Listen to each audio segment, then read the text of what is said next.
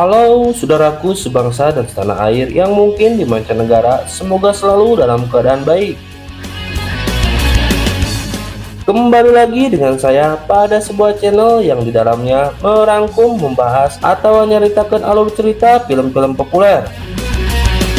Ceritakan Movie kali ini kembali akan menemani momen bersantai Anda dengan menceritakan sebuah alur film dengan judul The Beekeeper, yang dibintangi oleh salah satu aktor dunia idola saya, siapa lagi kalau bukan Jason Statham, dengan karakternya yang tenang namun mematikan. Film aksi kali ini yang memiliki alur cerita yang menarik dengan penuh intrik dan tentunya memacu adrenalin yang berani melawan hukum demi sebuah keadilan. Daripada makin penasaran, mending yuk ceritakan.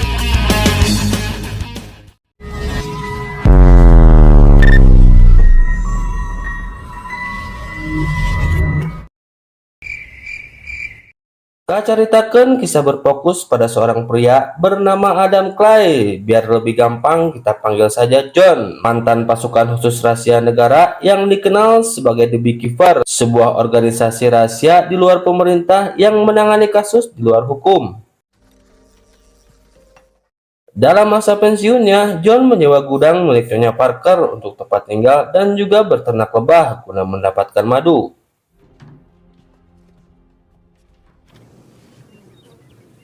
Nyonya Parker adalah seorang pensiunan guru yang tinggal sendirian dan menghabiskan waktunya sebagai kepala yayasan donasi anak yang kurang mampu.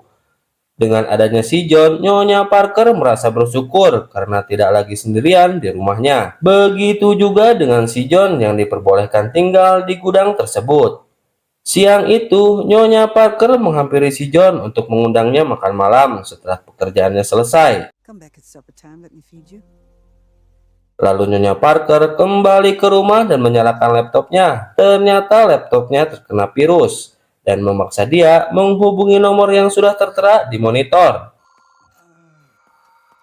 Namun ternyata call center tersebut adalah nomor dari organisasi phishing yang berkedok perusahaan antivirus. Mereka mengendalikan laptop Nyonya Parker dari jarak jauh, mengakses riwayat akun tabungan Nyonya Parker dan menipunya. Manajer perusahaan phishing United Data Group yang bernama Mickey Garnett memberikan alasan palsu tentang gangguan sistem dan meminta nomor rekening kepada Nyonya Parker. Garnett pun mengirimkan sejumlah uang yang jauh lebih besar dari yang diminta dan berpura-pura sebagai kesalahan, lalu meminta sisa uangnya dikembalikan kepada Nyonya Parker. Tanpa curiga, Nyonya Parker pun mengakses tabungannya melalui laptop. Namun tiba-tiba saldo serta uang donasinya senilai 2 juta dolar pun lenyap seketika.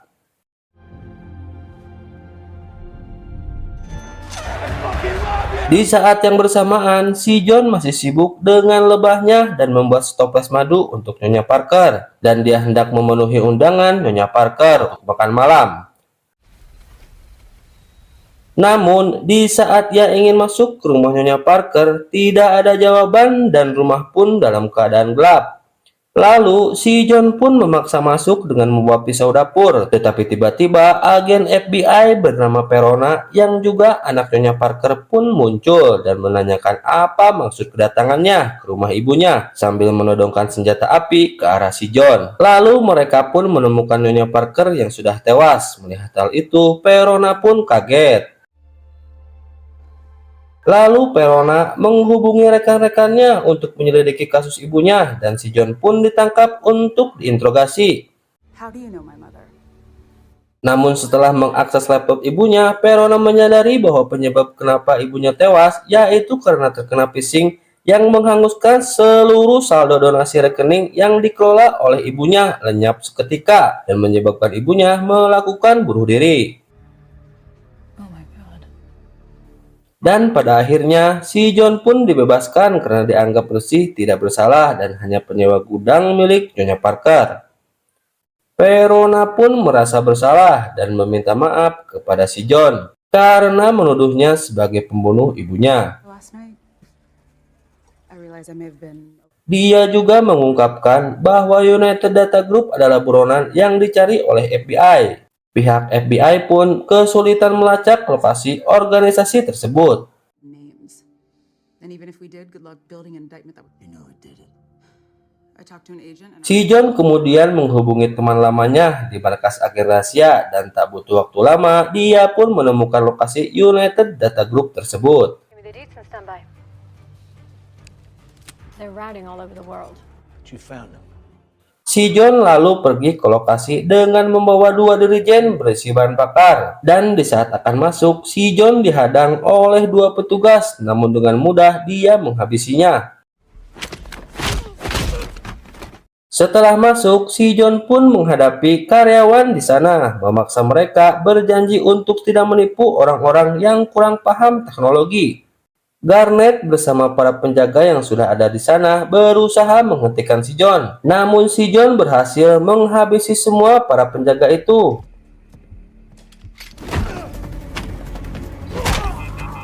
Ia lalu memasang sebuah bom, dan jika telepon masuk, bom akan meledak dengan sendirinya. Si Garnet pun disuruh keluar jika dirinya tak mau terbakar hidup-hidup.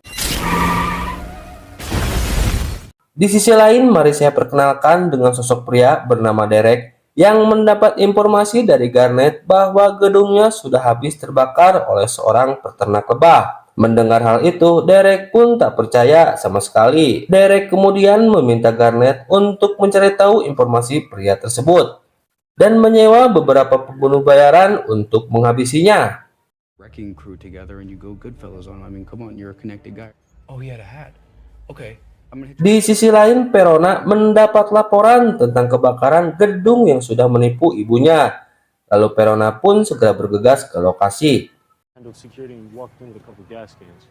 Singkat cerita, si Garnet dan beberapa anak buahnya akhirnya menemukan lokasi keberadaan si John yang saat itu sedang sibuk dengan lebahnya. Saat si John pergi, Garnet dan anak buahnya menghancurkan sarang lebah si John, lalu diam-diam mengikuti si John.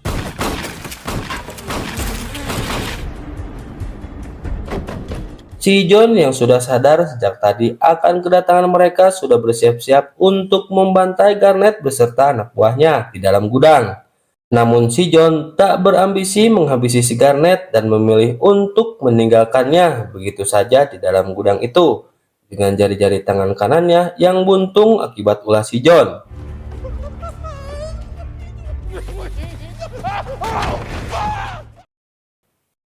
Verona yang sedang melakukan interogasi tiba-tiba mendapatkan kabar jika gudang di rumah ibunya terbakar. Sesampainya di sana, Verona dan suaminya yang juga FBI menemukan tanda pengenal milik karyawan United Data Group dan dapat disimpulkan bahwa mayat yang mereka temukan adalah karyawan perusahaan tersebut. Verona juga menduga bahwa semua ini ada hubungannya dengan si John.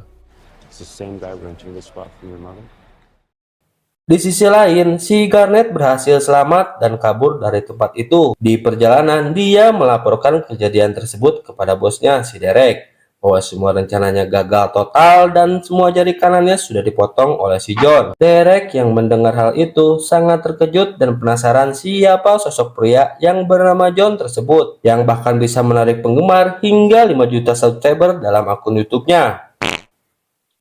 Si John yang ternyata membuntutinya datang menghampiri, lalu menghajar si Garnet, mengikatnya dan melemparnya ke laut beserta truknya. Kejadian itu terdengar oleh si Derek karena teleponnya masih tersambung. Si John kemudian mengambil telepon si Garnet dan mengatakan bahwa ia akan memburunya serta membakarnya hidup-hidup.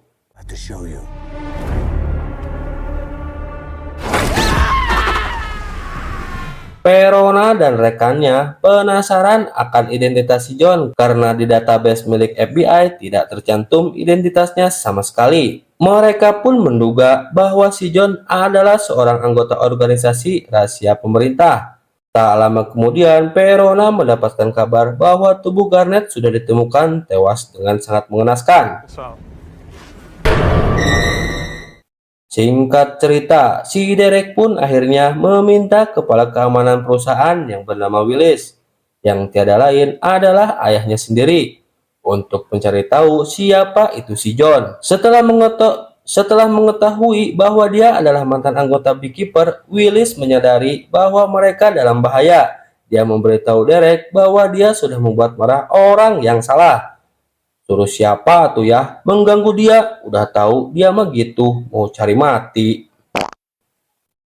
Si Willis pun lalu menghubungi ibu Derek yang ternyata adalah Presiden USA bernama Jessica. Jessica pun memohon Willis untuk melindungi putranya. Willis kemudian menghubungi Direktur CIA yang bernama Janet untuk meminta informasi mengenai si John. Setelah mengetahui status si John yang tidak aktif lagi, Willis pun meminta anggota Beekeeper yang lain untuk segera menghabisi si John. Tak butuh waktu lama, si John yang sedang mengisi bensin tiba-tiba diserang oleh anggota Beekeeper lainnya bernama Anna. Namun si John mampu menghabisinya dengan mudah. Sementara anggota Beekeeper yang lain memilih tetap netral setelah mengetahui situasi yang sebenarnya.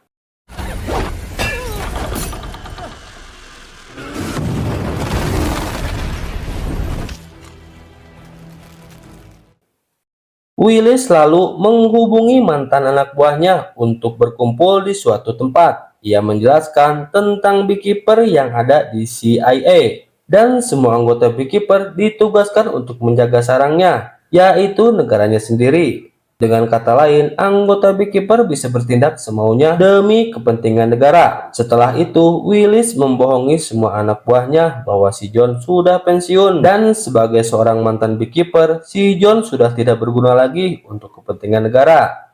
Willis segera meminta anak buahnya untuk menghabisi si John secepatnya.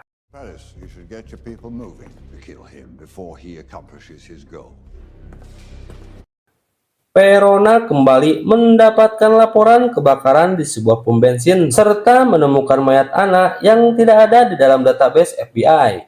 Dengan begitu, Perona pun sadar bahwa Anna adalah anggota rahasia pemerintah yang disebut dengan nama Beekeeper. Mereka pun masih belum mengetahui motif Anna menyerang si John, namun dari kejadian yang sudah berlalu, Perona sudah tahu tujuan si John selanjutnya.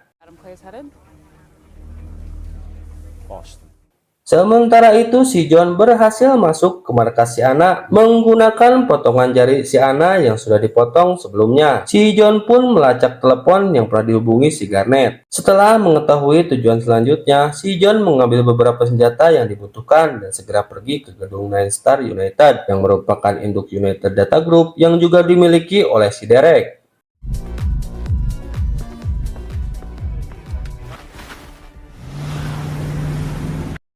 Pasukan Willis yang sudah ada di sana meminta untuk berjaga di luar saja. Namun, di saat para pasukan sedang menyusun strategi, tiba-tiba si John datang dengan sangat santai dan langsung menghajar mereka semua seorang diri.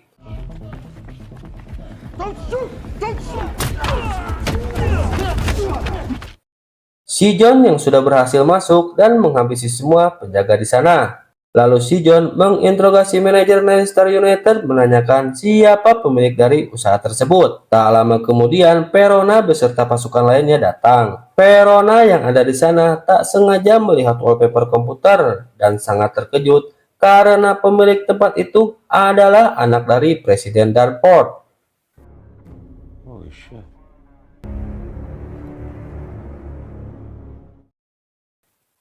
Di sisi lain, Willis mendapatkan kabar bahwa semua anak buahnya telah tewas dan membuat dia tidak memiliki pilihan lain selain berlindung di rumah pavilion kepresidenan.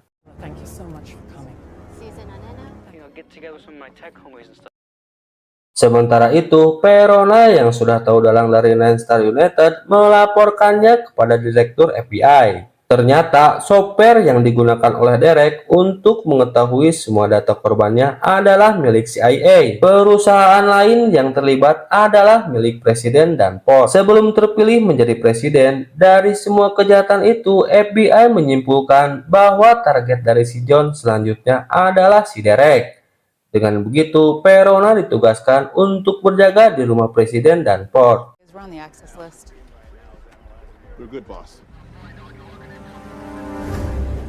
Di sisi lain, Willis menyewa pembunuh bayaran profesional. Namun meskipun pengamanan yang super ketat, si John berhasil menyusup tanpa ketahuan. Setelah itu, ia juga memasang sebuah bom di mobil FBI, serta segera ganti baju agar tidak ketahuan. Di dalam rumah pavilion, Direktur FBI memberitahu semuanya kepada Presiden dan semua itu berhubungan dengan anaknya, yaitu si Derek. Tanpa sepengetahuan ibunya, Derek sudah memakai software milik CIA untuk menjalankan usaha penipuannya. Tak cukup sampai di situ, rupanya biaya kampanye yang digunakan didapat dari penipuan anaknya. Source of my campaign funds. Sounds serious. Di waktu yang bersamaan, Verona menyadari keberadaan si John dan segera mengerahkan seluruh anak buahnya. Sayangnya posisi si John pun terpojok dan hendak dihabisi. Tetapi tiba-tiba bom yang sudah dipasang meledak, membuat keadaan menjadi membalik. Meskipun seorang diri, si John mampu menghajar semua pasukan dan berhasil masuk ke dalam rumah Presiden.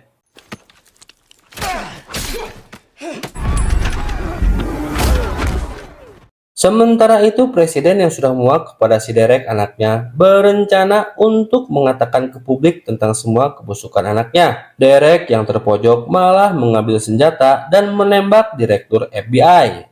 Derek yang panik lalu menyandra ibunya sendiri. Dalam situasi yang rumit, si John mencoba menyusun strategi dan memberikan pilihan kepada Verona, bekerja untuk hukum atau bekerja untuk keadilan. You decide who you work for. Tetapi tiba-tiba si John dengan sigap menembak kepala si Derek dan melompat melewati jendela. Verona yang mempunyai kesempatan untuk menembak si John pun malah membiarkannya kabur begitu saja. Goodbye, Adam Clay.